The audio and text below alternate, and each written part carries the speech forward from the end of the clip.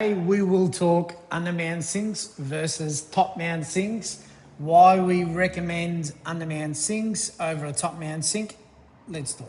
First reason for why we recommend an Undermount sink, it looks better. It sits under your bench top and it is a much easier way to clean your sink and your bench top. The reason why we love Undermount sinks is it's much better waterproofed. And what I mean by this is, have a look at this, how the substrate is rebated. So the sink sits in that channel. The glue or the screed that we use goes over the lip of the sink.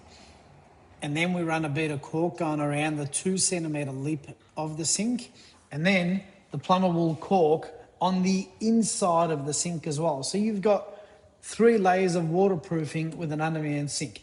A Topmount sink, so what it means is you'll either have a foam layer going under the 2 centimetre lip to hold and glue the sink in place, or the plumber will run a bead of silicone going around the perimeter under the 2 centimetre lip, and it'll look like this compared to an Undermount sink looking like this.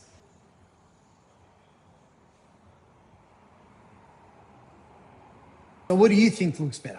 Which is the most important part. Now, there are a very few important things to know.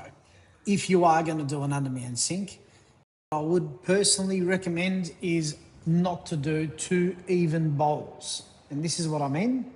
So these bowls are here are both 350 ml in size. So you don't have the flexibility to wash a big pot or pan without knocking into the edges of the cutout.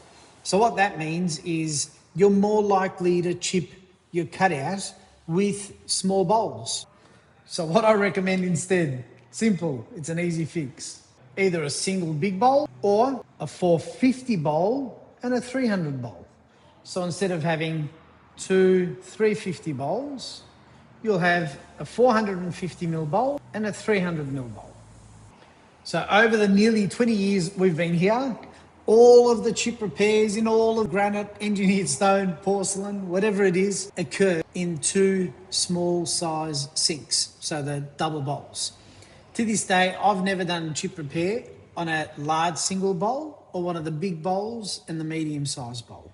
The other thing people get concerned about is, but an Undermount sink molds. So no. So this cork has antifungal additives in there to prevent. So what that means is if the surface is dry before we use the cork, it'll never mold.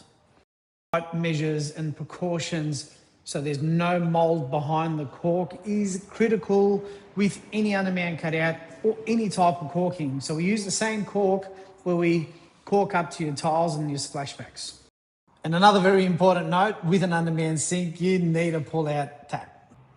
So you've got a big 800 bowl, you can pull that out and rinse around the edges. Well, there you have it for video number 3, Undermount sink versus Topmount sink, and why we recommend Undermount sinks. Thanks for watching.